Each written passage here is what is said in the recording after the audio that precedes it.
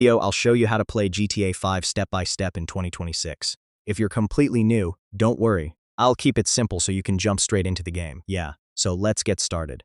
First, open the Rockstar Games launcher, or Steam, or Epic Games, depending on where you installed the game. Make sure you're signed in to your Rockstar Games account. Now launch GTA 5 by clicking the play button. The game will take a few seconds to load, so just wait for the intro screen. Once you're inside the main menu, you'll see different options like story mode and online mode. If you're a beginner, start with story mode first. Next, select story mode and let the game load. You'll be dropped into the main storyline where you can control characters and complete missions. To move your character, use the keyboard or controller. On PC, WSD keys are for used movement, and the mouse is used to look around and aim. Now follow the on-screen missions.